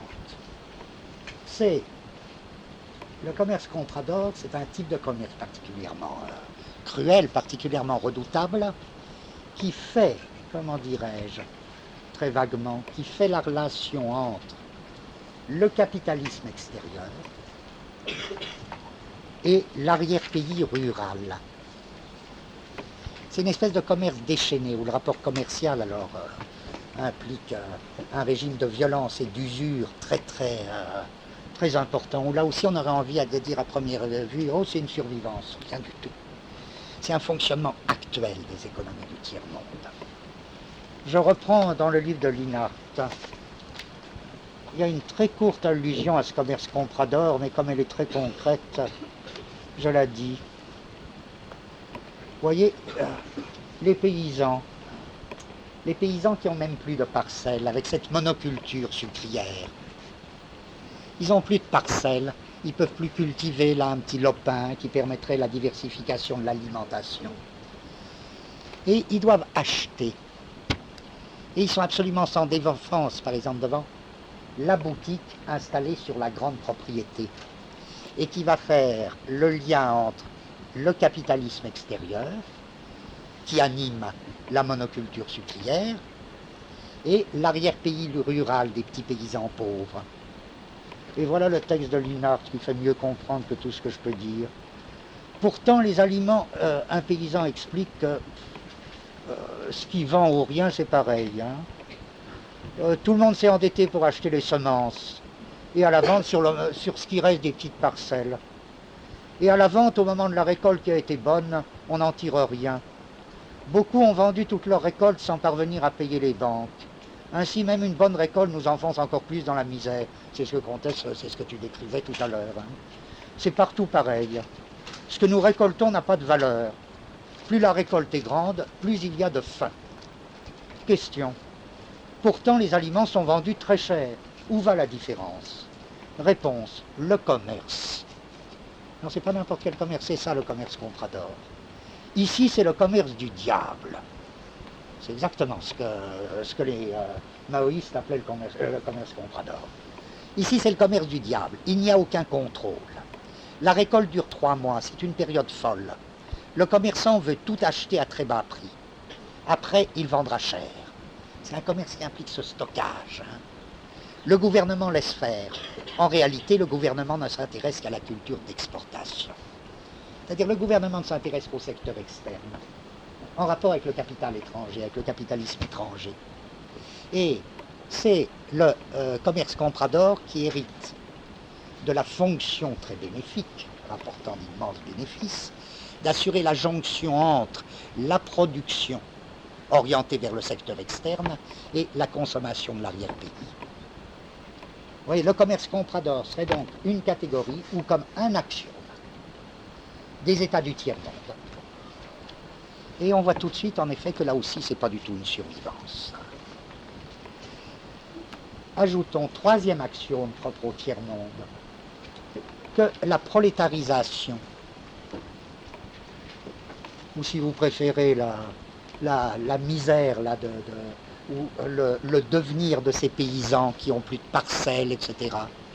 La prolétarisation s'y fait pas du tout de la même manière qu'en Europe, qu'elle s'est faite en Europe, avec le développement du capitalisme. Comme dit Samir Amin, la prolétarisation y est une marginalisation aussi bien. Elle est inséparable de la constitution des bidonvilles. La force, inversement, le rôle des paysans dans ce processus de prolétarisation est très différent de celui de l'Europe. Bon. Autre axiome encore que Amin essaie d'analyser, la bureaucratie dans le tiers-monde qui a un rôle très différent aussi, et du rôle qu'elle a eu en Europe, ou qu'elle a en Europe dans les pays capitalistes, et du rôle qu'elle a dans les pays dits socialistes. Peu importe. Hein. Enfin, je dis bien que c'est dans le livre Le développement inégal que tout ça est analysé le plus précisément. J'essaie juste de tirer des conclusions de cette rapide revue.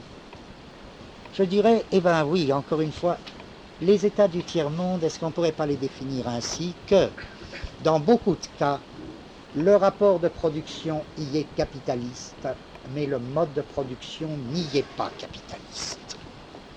Et cela non pas par survivance, mais en vertu des axiomes organisés propres à la périphérie, des axiomes organisés propres à ce tiers-monde. Si bien qu'évidemment, les mouvements politiques de résistance ou les mouvements politiques révolutionnaires y ont également une structure ou des potentialités qui sont très différentes de celles d'ici. Qu'est-ce que je veux dire? Parce qu'en même temps, il faudrait ajouter presque le contraire. Il me semble qu'il faudrait en même temps relativiser les thèses de Samir Amin. Mais les relativiser presque pour les rendre encore plus fortes ou encore plus convaincantes. Parce que, voilà. Samir Amin nous dit, l'économie du tiers-monde n'est pas du tout une économie retardataire. C'est une économie extrêmement moderne.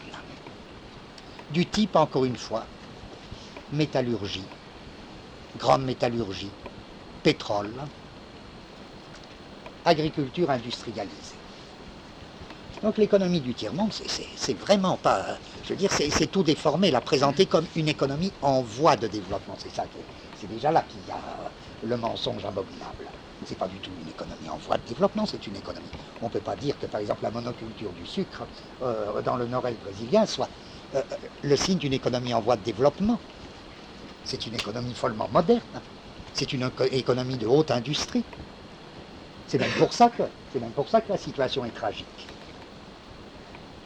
Eh bien, je dis ceci, ça signifie quoi?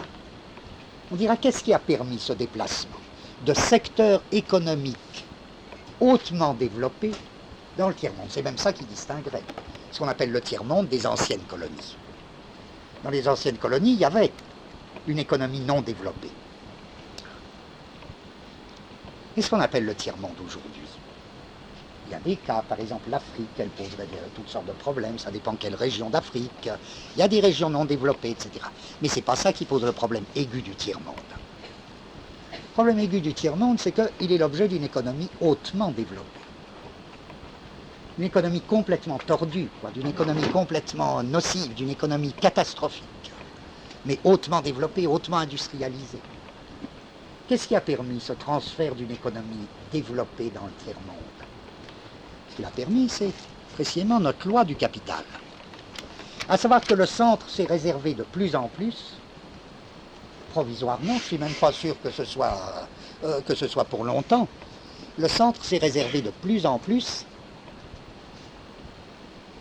les secteurs, non pas de haute industrie ou de haute agriculture, mais de grande automation. Je dis, ça ne fait qu'un avec la loi du capital qu'on a vu. C'est ça. Le capital constant prend de plus en plus d'importance et commence par en prendre au centre même. Donc, le capital, les axiomes du centre, se sont de plus en plus réservés un secteur automationné. Bien. D'où la crise du travail au centre. En revanche, ont émigré, et ça compte beaucoup, par exemple, dans ce qu'on appelle la crise de la métallurgie, la crise de la sidérurgie en Europe. Ça compte énormément qu'une sidérurgie hautement industrialisée, hautement spécialisée, se soit installée dans les pays du tiers-monde. Alors qu'on est, c'est une situation, ça fait bien partie de ces trucs sans issue du capitalisme. Parce que ça fait les espèces de trous de crise en Europe, et ça fait aussi l'économie crise dans le tiers-monde. C'est étonnant ce truc-là. Alors, mais je dis, il faut aller plus loin. Pourquoi il faut aller plus loin? Il faut relativiser tout, Samir Amin. Parce que d'une part, je ne vois pas de contradiction. J'imagine, il n'y aurait pas tellement de contradictions. Est-ce que dans quelques années, s'installent des secteurs hautement automatisés dans les pays du tiers-monde? Le Brésil, tout ça. Oui.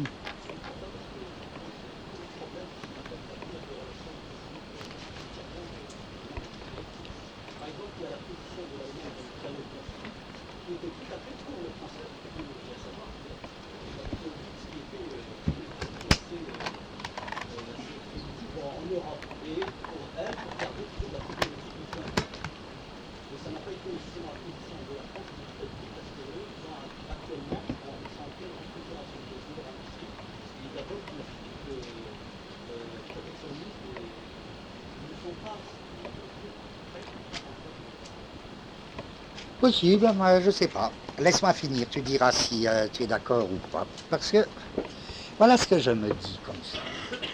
C'est très vrai que dans une axiomatique comme celle qu'on étudie, dans une axiomatique du capital, c'est très vrai que il y a des axiomes du centre et des axiomes de la périphérie. Et je crois qu'appartient à l'axiomatique la distinction d'un centre et d'une périphérie. Ça oui. Mais à mesure que le capitalisme se développe, je dirais, le centre devient de plus en plus, alors en reprenant un concept dont on s'est souvent servi ici, le centre est de plus en plus déterritorialisé. Et les centres sont de plus en plus déterritorialisés. C'est ça un peu qu'exprime à sa façon l'idée de l'importance des multinationales. Ça ne veut pas dire qu'il n'y a plus de centre. Ça veut dire qu'il y a un centre, mais que ce centre est de moins en moins localisable dans un territoire, qui serait même les USA, qui serait Londres, qui serait ceci, cela. Il y a une espèce de décollement du centre, ou un décollement des centres par rapport aux territorialités, par rapport au territoire. Si bien que des centres peuvent s'effectuer directement à la périphérie.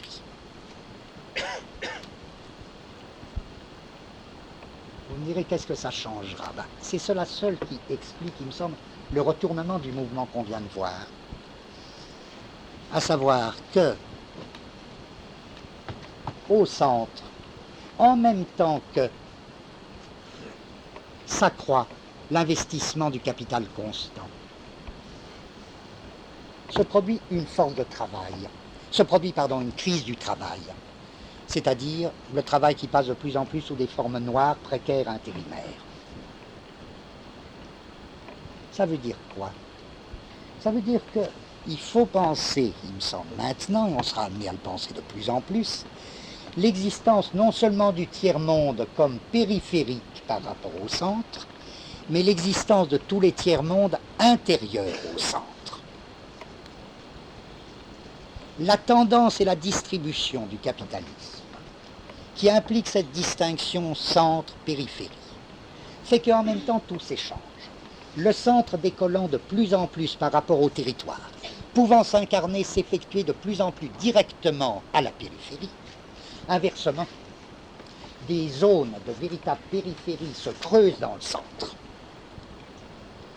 Comme s'il ne suffisait plus de parler du tiers-monde, mais il fallait assigner les tiers-mondes en train de se former au centre même du système. Alors ça, évidemment, ça me paraît très, très important pour l'avenir. On verra en quel sens cette formation de nouveaux tiers-mondes, ou ce qu'on a appelé parfois des quart-mondes. Les quart-mondes, ce sont les tiers-mondes qui se constituent au centre même, parce que, c'est-à-dire dans les vieux territoires du centre, parce que le centre s'est déterritorialisé et peut s'effectuer à la périphérie même.